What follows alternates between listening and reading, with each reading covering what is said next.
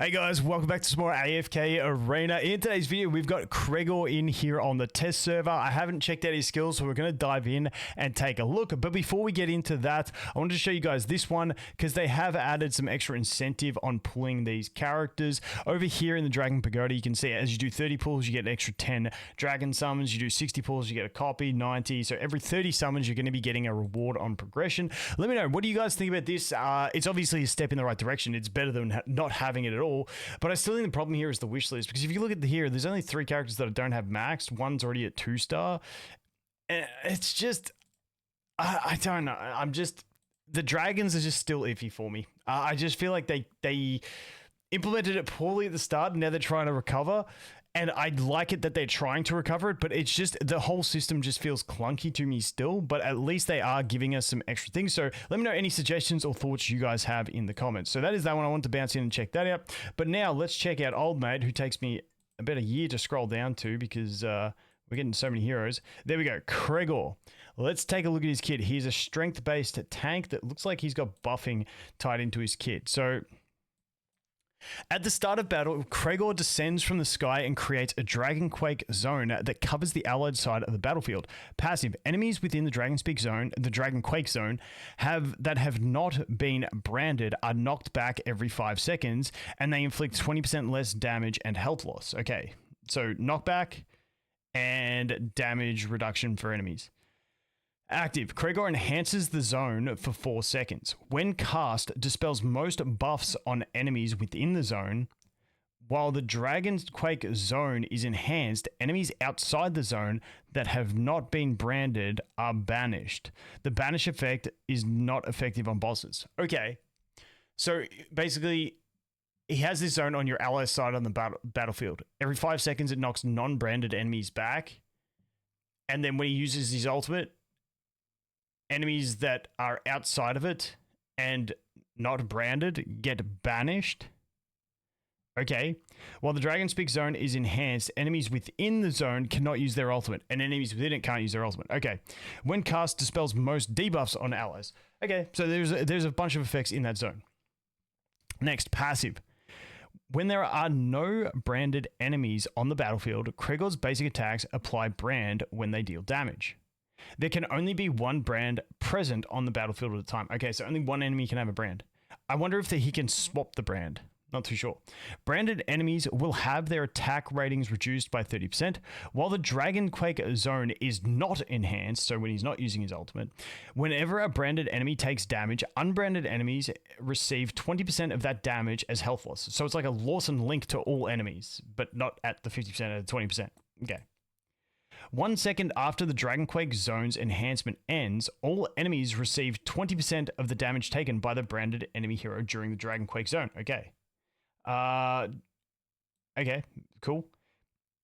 If a branded enemy remains within the Dragon Quake zone for longer than 5 seconds during a single battle, then the brand will be enhanced, further increasing the damage counted as health loss, and reducing the enemy's attack rating by 25%. Dude, this is getting wordy. If they remain longer than 10 seconds, the brand will be further enhanced, increasing the enhanced effects to 50%. Okay.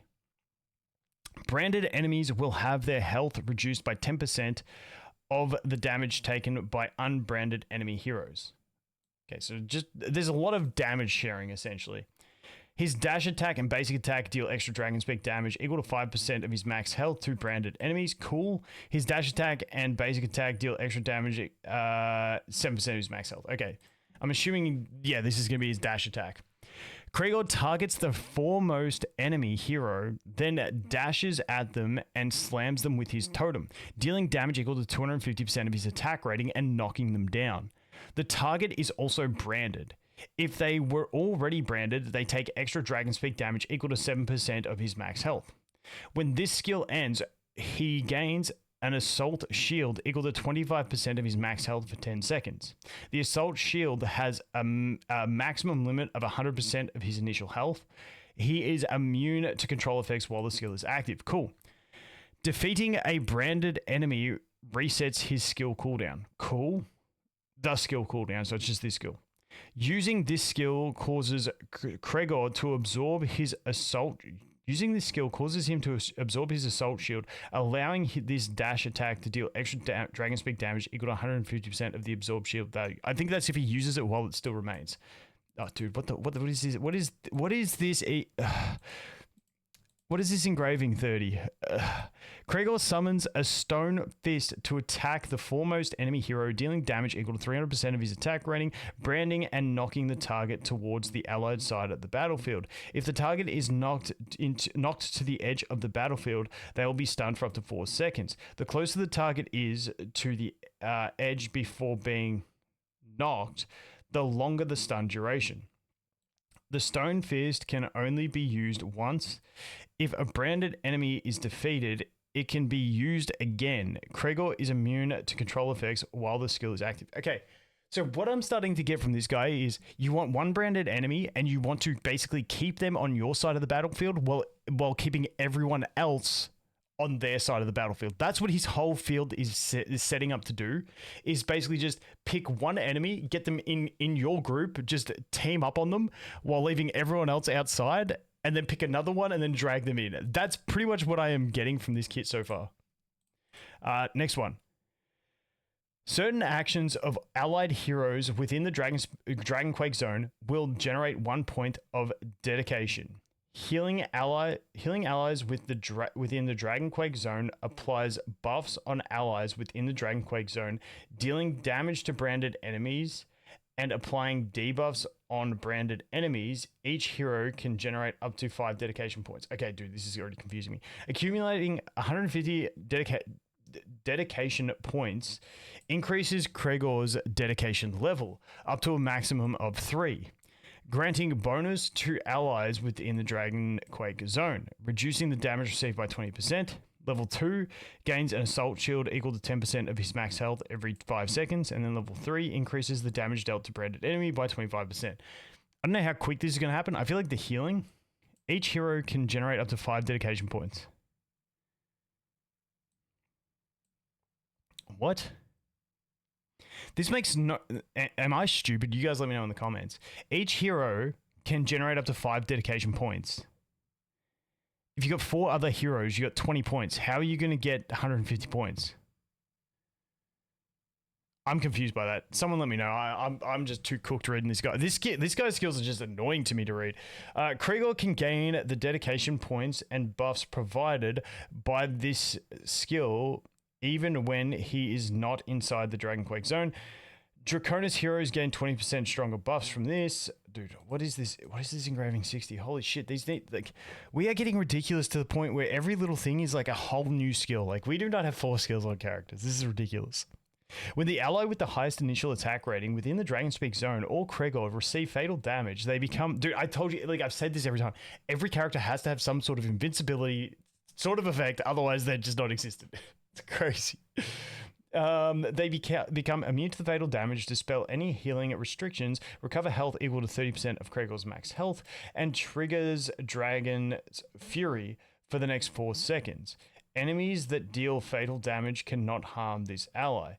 This effect has up to 2 charges, with 1 charge being restored every 150 accumulation of his weirdo point things. It starts with 2 charges at the start. Dude, this is a whole skill in itself. There's a whole skill in itself.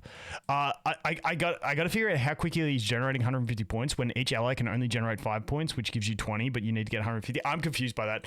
Dude, my brain's cooked. I'm just... You guys tell me in the comments. Signature item. Here we go.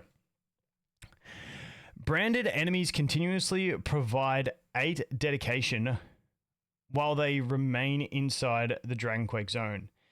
Enhanced brands will provide 12 dedication per second. Further enhanced brands will provide 15 dedication per second. Dude, okay, so that's how he's getting the dedication, not just from allies, but from enemies. Okay. When the dedication level increases, branded enemies are stunned for 1.5 seconds. The damage reduction effects increase to 25%. Defeating a branded enemy increases dedication points by 150 points. Okay, snowball. Dedication level 5. Okay, so he's got dedication level 5 now. The extra damage effect is now effective against all enemies, and the effect is increased to 35%. There must be nothing at level 4, because I thought his base dedication thing only had level 3. Yeah, so 4 must be a skip. Or that's a typo and it's level 4 instead of level 5. I don't know. After Kregor has remained inside the Dragonquake zone for 6 seconds, his totem will be enhanced to stun the enemy for 1.5 seconds with his next basic attack he lands. Kregor's damage taken is reduced by 45% before any branded enemy is defeated. Okay. Then all enemies are alive, essentially. After which, the damage reduction effect is reduced to 30%. As long as Kraigor is alive, allied heroes within the Dragonquake zone also benefit from the same damage reduction, but the effect is halved. Okay, that's his kit. Dude, I can't even give you guys a recap on his kit because my brain is so fried from reading that. I don't know why. Maybe because it's late and I'm tired, but holy shit. Let's take a look. Dude, the points thing got me confused. So let's see his ult. So you can see it pulsing every 5 seconds.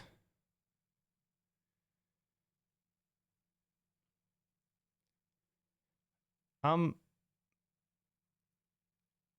feel like there's not a great visual for when it's enhanced. Is that just me? Because he uses his ult, but it doesn't look like it changes too much. I reckon he's gonna solo this. Let's do it. Not even gonna check the enemies.